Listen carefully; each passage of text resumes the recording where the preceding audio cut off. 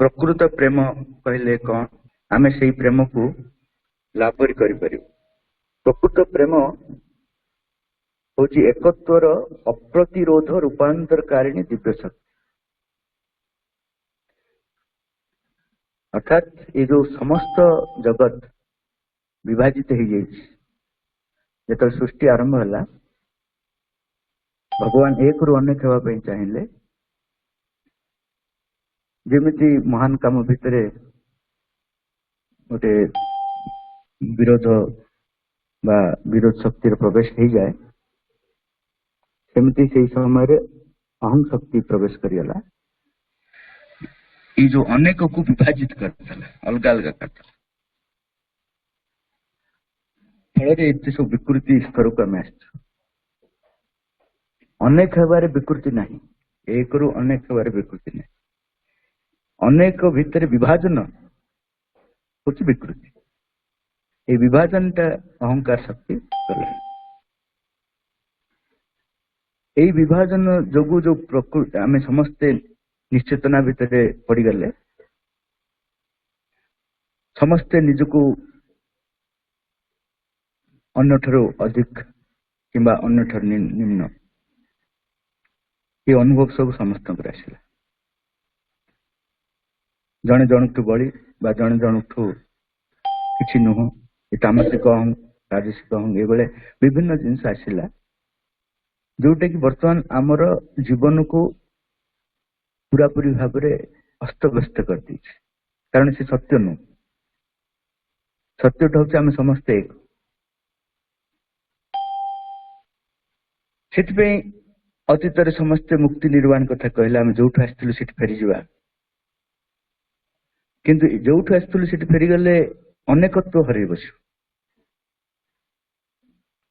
ଶ୍ରୀ ଅରବିନ୍ଦ ମା କହୁଛନ୍ତି, ଏକରୁ ଅନେକ ଯୋଉ ହେଲୁ, ବିଭାଜିତ ହେଇଗଲୁ, ସେଟା ଅହଙ୍କାର ଯୋଗୁ, ଅହଂ ଶକ୍ତି ଯୋଗୁ।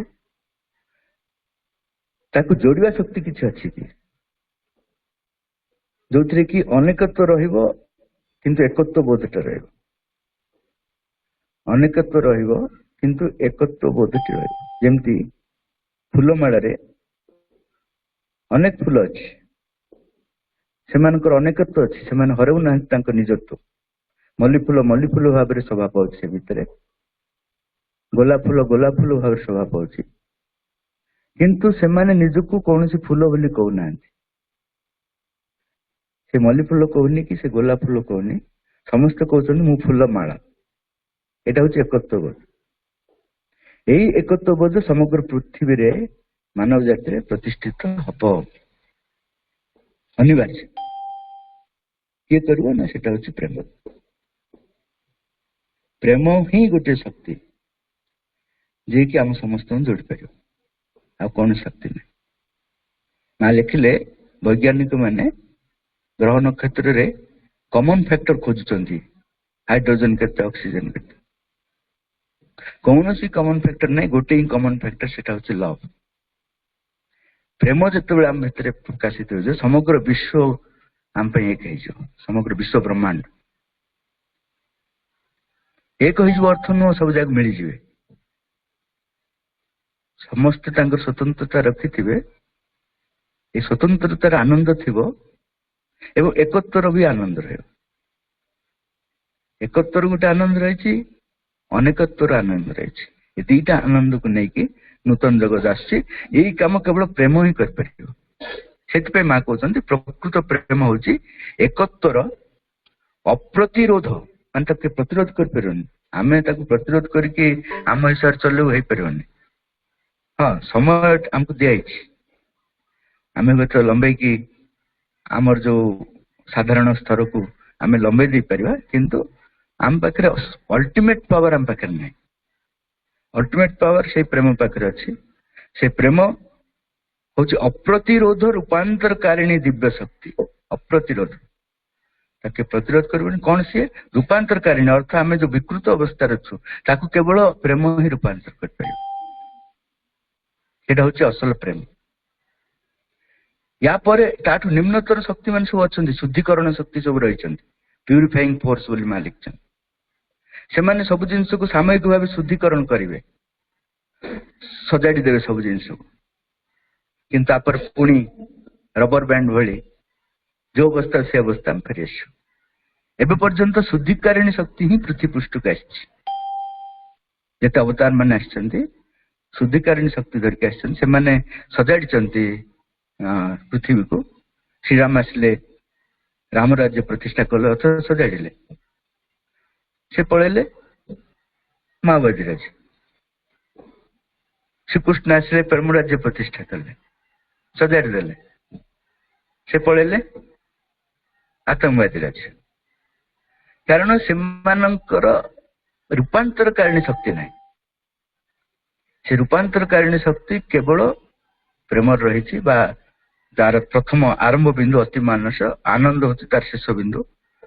ଏଇଟା ହଉଛି ତାରି ହିଁ ଶକ୍ତି ରହିଛି, ଯିଏକି ଏ ସମଗ୍ର ପୃଥିବୀକୁ ଯୋଡି ପାରିବ। ଏବଂ ଯୋଡିବାରେ ସମସ୍ତଙ୍କର ନିଜତ୍ୱ ହରାଇବାକୁ ପଡିବନି। ସମସ୍ତଙ୍କର ଗୋଟେ ସ୍ୱତନ୍ତ୍ରତା ରହିଛି। ଆମେ ଯୋଉ ନିଜକୁ ସ୍ୱତନ୍ତ୍ର ବୋଲି କହୁ ସେଇଟା ନୁହଁ, ସେଇଟା ଅହଙ୍କାର। ମୋର ଏ ଗୁଣ ଅଛି, ମୋର ସେ ଗୁଣ, ସେଇଟା ନୁହଁ। ଭିତରେ ଆଉ ଗୋଟେ ସ୍ୱତନ୍ତ୍ରତା ରହିଛି। ସେଇ ସ୍ୱତନ୍ତ୍ରତାକୁ ସେ ନଷ୍ଟ କରିବନି, ସମସ୍ତଙ୍କର ରହିବ, କିନ୍ତୁ ଯୋଡିବ ସମସ୍ତଙ୍କୁ। ଏତେ ସୁନ୍ଦର ଫୁଲ ବଗିଚାଟି ହବ, ଆମେ ସବୁ ଫୁଲ ହବୁ, ଏ ସମଗ୍ର ବିଶ୍ୱ ଫୁଲ ବଗିଚାଟି ହବ। ଏତେ ସୁନ୍ଦର କାର୍ଯ୍ୟଟି କେବଳ ପ୍ରେମ ହିଁ କରିପାରିବ। କିନ୍ତୁ ଆମେ ଯୋଉଟାକୁ ପ୍ରେମ ବୋଲି କହୁଛୁ ସେଟା ହଉଛି ପ୍ରେମର ବିକୃତି। ସାଧାରଣ ଏହି ପ୍ରେମ ଯେତେବେଳେ ସାଧାରଣ ମଣିଷ ମଧ୍ୟରେ ପ୍ରକାଶ ହୁଏ, ବିକୃତ ହୋଇ ଦୁଇଟି ରୂପ ନିଏ।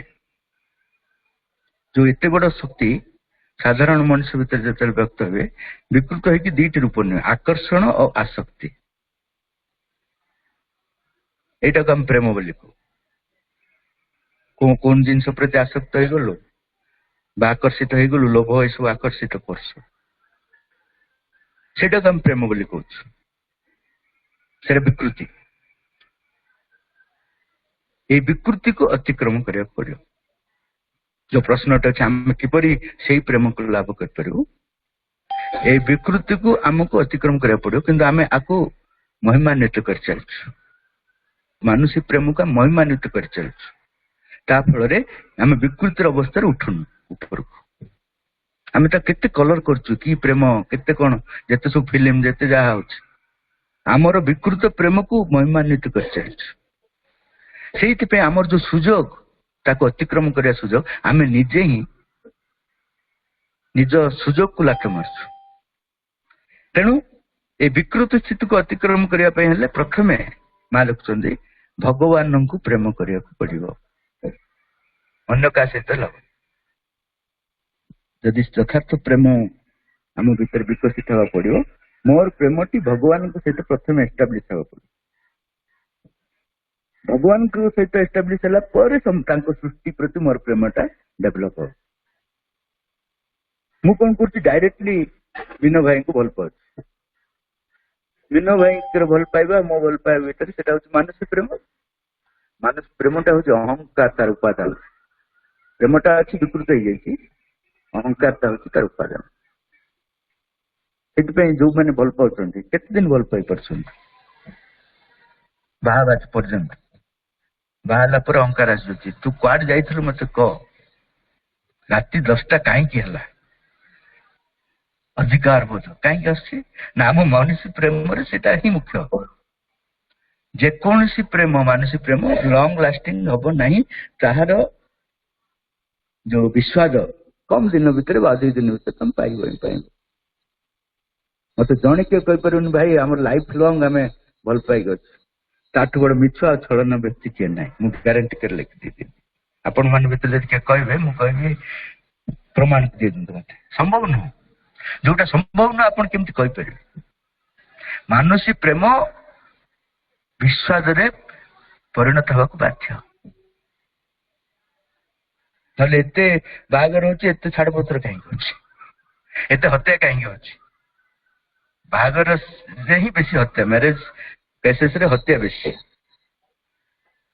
ସୁଇସାଇଡ ବେଶୀ। କାରଣ ଯାହାକୁ ତମେ ବେଶୀ ଭଲ ପାଉଥିଲ, ତା ମୁହଁ ଦେଖିଲେ ମୁଣ୍ଡ ଖରାପ ହେଇଯିବ। ଆଉ ସମସ୍ତ ମୁହଁ ଭଲ ଲାଗିବ, କାହା ମୁହଁ ଦେଖିଲେ ତମେ ନିର୍ଦ୍ଦୋଷ ହେଇପାରିବନି। ତାକୁ କେତେ ଭଲ ପାଇକି ବାହାଗଲା, କାରଣ ମାନସିକ ପ୍ରେମ ବିକୃତ, ସେଠୁ ଆମକୁ ଉଠିବାକୁ ପଡିବ ଏଟ୍ ଏନି କଷ୍ଟ। ଯେତେ ଡେରି କରିବୁ ସେତେ ଆମର ନିଜ ଦୁର୍ଭାଗ୍ୟକୁ ଆମେ ଡାକିବୁ।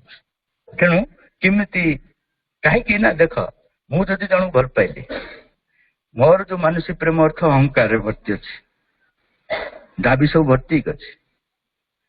ଏପରିକି ବାପା ପୁଅକୁ ଭଲ ପାଉଛି, ଦାବି ଅଛି ତା ଉପରେ। ବଡ ହେଲେ ସେ ପୋଷିବ, ନହେଲେ ତ କି ଗାଳି ଆଉ କହିବାକୁ ନୁହଁ, ତେଜ୍ୟ ପୁତ୍ର କଣ କଣ ସବୁ ହେଇଯିବ। ସମସ୍ତଙ୍କର ଯେତେ ବି ସମ୍ପର୍କ ଏକ୍ସପେକ୍ଟେସନ, ଦାବି ଉପରେ ଆଧାର।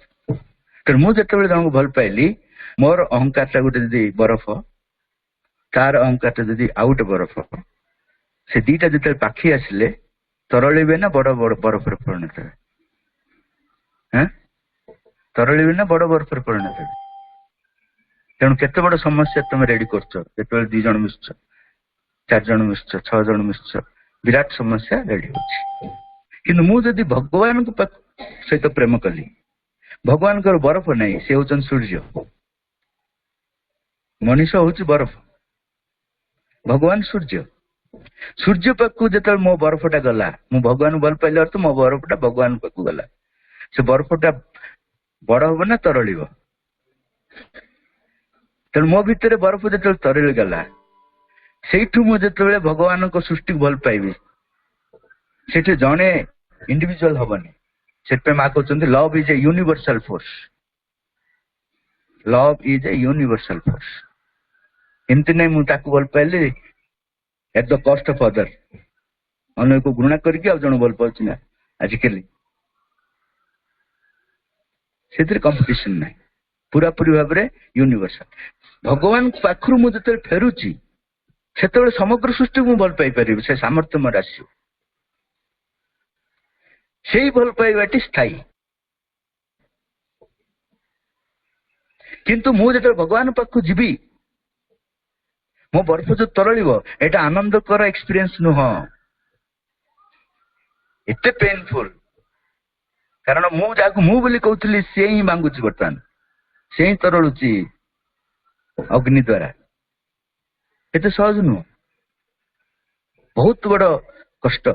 ସେଥିପାଇଁ ନିରବରଣ ଶ୍ରୀ ଅରବିନ୍ଦଙ୍କୁ ପଚାରିଲେ ଯେ ପାଣ୍ଡବ ମାନେ ଆପଣଙ୍କ ଭକ୍ତ ଥିଲେ, ଆପଣଙ୍କୁ ଏତେ ଭଲ ପାଉଥିଲେ, ଏତେ ଅସୁବିଧା ଭିତରେ ଦେଇ ଏତେ କଷ୍ଟ ଦେଇ ଗଲେ କାହିଁକି?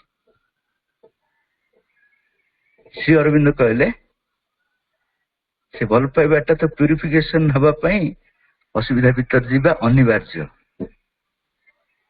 ତାଙ୍କର ଯୋଉ ଭଲ ପାଇବାର ଯୋଉ ବରଫ ସବୁ ଅଛି, ତରଳିବ ଘଟଣାବଳୀ ମାଧ୍ୟମରେ।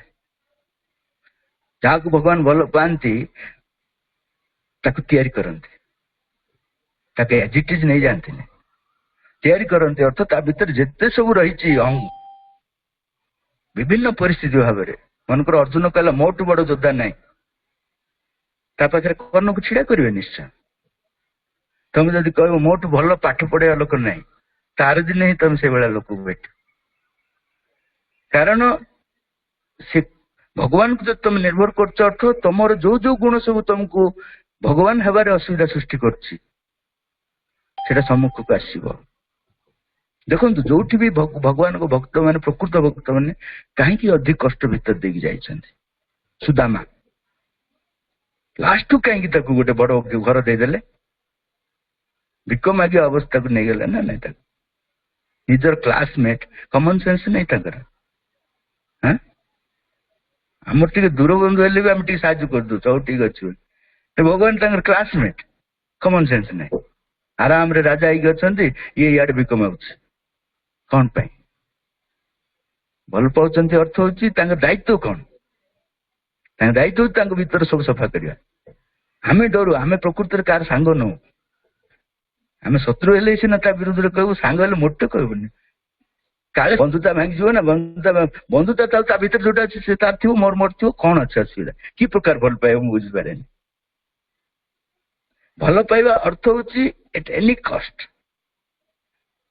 ତାକୁ ଭଗବତ ଚେତନା ଆଡେ ପହଞ୍ଚେଇବାର ତା ଦାୟିତ୍ୱ। ପ୍ରକୃତ ବନ୍ଧୁ ହଉଛି ସିଏ ଯିଏ ତା ଭିତର ସମସ୍ତ ଗୁଣକୁ ଉଦ୍ଧାୟନ କରିପାରିବ। ଆମେ କଣ କରୁଛୁ, ମୋର ସାଙ୍ଗ ଯଦି ମଦ ପିଉଛି ମୁଁ ତାକୁ ପାର୍ଥକ୍ୟ ଡାକୁଛି, ସେ ଆସିଲା, ତାର ଦିନ ସେ ମତେ ଡାକିବ, ମଦ ପିଇବ, ମୁଁ ବି ଯିବି, କାହିଁକି ନା କାଲି ସକାଳେ ପୁଣି ଡାକିଲେ ସେ ଆସିବ ନା।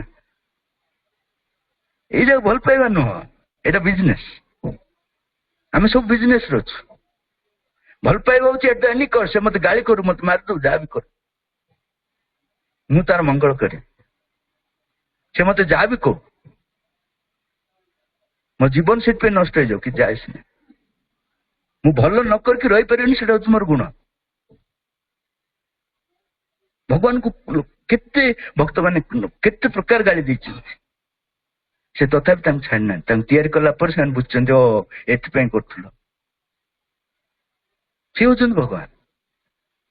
ତେଣୁ ପାଣ୍ଡବ ମାନଙ୍କୁ ପୁରା ଗ୍ରାଇଣ୍ଡିଙ୍ଗ ଭିତରେ ପଶେଇକି ପୁରା ଠିକ କରିଦେଲେ ନା। କୋଉ ଅରଣ୍ୟବାସ କେତେ କଣ ଭିତରେ ସେ ତାଙ୍କୁ ଜଳେଇ ଦଉଥିଲେ, କଣ ଲାଖ ଗୃହ ଭିତରେ କେତେ କଣ ଭିତରେ ଦେଇକି ସେ ସୁଦର୍ଶନ ଚକ୍ର ଧରିଥିଲେ, ସାଙ୍ଗେ ସାଙ୍ଗେ କାଟି ଦେଇ ନଥାନ୍ତେ ଦୁର୍ଯ୍ୟୋଧନକୁ, କାମ ତ ଖତମ। ତାଙ୍କ ପାଖରେ ପାୱାର ଥିଲା। ଆମେ ହେଲେ କଣ କରିବୁ ଭାଇ ବୋଲି କହିଥାନ୍ତୁ। ତାଙ୍କ ପାଖରେ ସୁପ୍ରିମ ପାୱାର ଗୋଟେ ରହିଛି, ଅଥେଣ୍ଟିକ, ସାଙ୍ଗେ ସାଙ୍ଗେ ବେକ କାଟି ଦେଇଥାନ୍ତେ ଦୁର୍ଯ୍ୟୋଧନ, ଗଲା କାମ ଖତମ। ରାବଣକୁ ଏତେ ଯୁଦ୍ଧ କରି କାହିଁକି ମାରିଲେ? ଭଗବାନ ସବୁ ଡିପାର୍ଟମେଣ୍ଟ ହେଡ୍ ନା ନାହିଁ, ପବନ ସପ୍ଲାଇ ବନ୍ଦ କରିଦେଇଥାନ୍ତେ, କଣ ନିଶ୍ଚୟ ସେଇ ଯେ ରାବଣ ମରିଯାଇଥାନ୍ତେ। କମନ ସେନ୍ସ ନାହିଁ, ବଡ ବଡ ଲୋକମାନଙ୍କର ଆଜିକାଲି କମନ ସେନ୍ସ ନାହିଁ ନା କଣ? ତାଙ୍କ ଲକ୍ଷ୍ୟ ହଉଛି ତାଙ୍କ ସୃଷ୍ଟି ତାଙ୍କ ଭଳି ହବ, ତା ପାଇଁ ତାଙ୍କୁ ତମେ ଯାହା କର, ସେଇଟା ହଉଛି ପ୍ରେମ। ତମେ ତାଙ୍କୁ ଯାହା ବି କର, ସେ ତମକୁ ଛାଡିବେନି। ତାଙ୍କୁ ଯେତେବେଳେ ତମେ ପ୍ରକୃତରେ ବୁଝିବ ନା, ଆଖିରୁ ଲୁହ ଝରି ପଡିବ। ତମେ ତାଙ୍କୁ ଯେତେ ଥର ଲାତ ମାରିଛ, ସେ ତମ ପାଖକୁ ଆସିଛନ୍ତି କି ନାହିଁ? ଭଗବାନଙ୍କୁ ମଣିଷ କଣ କରିଛି? ଶ୍ରୀରାମକୁ 14 ବର୍ଷ ବନବାସ ପଠେଇଦେଲା, ଗେଟ୍ ଆଉଟ୍। ଯୁଦ୍ଧରେ ବି ସହଯୋଗ କଲାନି, ମାଙ୍କଡ ମାନଙ୍କୁ ନେଇ ବିଚାରା ଯୁଦ୍ଧ କଲେ। ଅଯୋଧ୍ୟାରେ ବଡ ବଡ ଯୋଦ୍ଧା ମାନେ କୁଆଡେ ପଳେଇଲେ? ଶ୍ରୀକୃଷ୍ଣଙ୍କୁ ନଥିବା ଗାଳି। ମା ଶ୍ରୀଙ୍କ କଥା ଆପଣ ପଢିଲେ ଆଶ୍ଚର୍ଯ୍ୟ ହେଇଯିବେ। ଏଜେଣ୍ଡାରେ ଆମେ କଣ କରୁଛୁ? ମଣିଷ ସମାଜ କେବେ ବି ମଣିଷ ନିଜ କ୍ଷମା ଯାଇପାରିବନି, ସେଭଳିଆ ମା ଶ୍ରୀଙ୍କୁ ଆମେ ଟ୍ରିଟମେଣ୍ଟ କରୁଛୁ। ଏବେ ସିନା ଭଗବାନ ବୋଲି ପୂଜା କରିଦଉଛୁ, ବାସନ ଦେଇ ଦଉଛୁ, ପ୍ରକୃତ ତାଙ୍କ ସେ ଥିଲାବେଳେ ଆମେ କଣ କରୁଛୁ? ଜାଣିଲେ ଲାଜରେ ମୁହଁଟା ତଳକୁ ହେଇଛୁ। ତେଣୁ ସେଇ ପ୍ରିପାରେସନ ହଉଛି ବର୍ତ୍ତମାନ। ଯଦି ଭଗବାନଙ୍କୁ ଆପଣ ଦିବ୍ୟ ପ୍ରେମ ଆଡକୁ ଯିବା ପାଇଁ ଚାହୁଁଛନ୍ତି, ବ୍ଲାଷ୍ଟ ଫର୍ନେସ୍ ଭିତରେ ଦେଇକି ଯିବାକୁ ପଡିବ। ରେଡି କି? ସେଟା ପ୍ରେମ ବୋଲି ଭାବିବେ ନା ଗାଳି କରିବେ? ଏବେ ଗୋଟେ ପଥରକୁ ଶିଳ୍ପୀ ଯେତେବେଳେ ଘରକୁ ନବ, ଭଲ ପଥରକୁ ବାଛିବ ନା ଖରାପ ପଥରକୁ ବାଛିବ? ତାର ଦୁର୍ଭାଗ୍ୟ ଆରମ୍ଭ ନା ହବ କି ନାଇଁ? ସେ ପଥର ମତେ ତ ଭଲ ବୋଲି ସିଲେକ୍ଟ କଲୁ, ପୁଣି ମାରୁଛୁ କାହିଁକି ଦିନ ରାତି? ସେ କହିବ ଭଲ ବୋଲି ସିଲେକ୍ଟ କଲି, କିନ୍ତୁ ସାଇଜ ତ ହବାର ଅଛି, ତ ସାଇଜ କରିବି।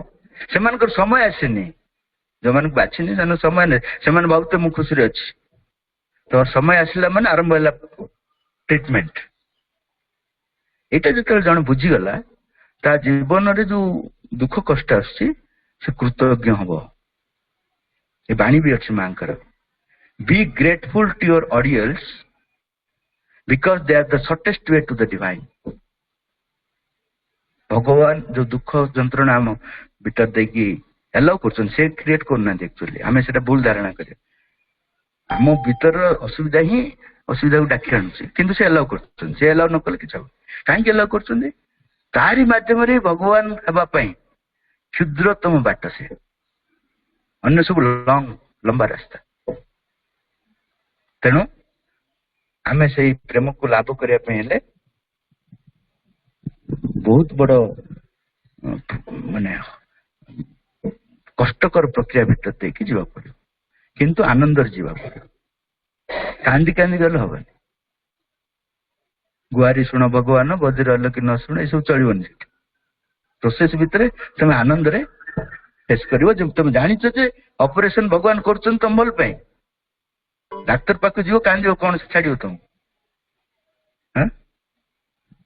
एनेस्थेसिया देख कर दो काम तुमको एनेस्थेसिया भगवान कहीं दौना एनेस्थेसिया देले से पार्ट मैंने जो मैंने कष्ट अनुभव करना से रूपांतर हो कष्ट भीतर देखी रूपांतर संभव जो नीरज बरंज पचार पांडव माने श्रीकृष्ण अति प्रिय भक्त होगा सत्वे अनेक जंत्रणा भोगिया पड़ा कहीं श्री अरविंद कहते प्रेमर यथार्थ स्वरूप प्राप्त पाई ज्वलंत मध्य दे गति करने अनिवार्य प्रेमर यथार्थ स्वरूप प्राप्त करने ज्वलंत अग्नि शिक्षा मध्य दे गति करने अनिवार्य किए भी से बाद खुशी जन ग्रहण कर असुविधा किसी ना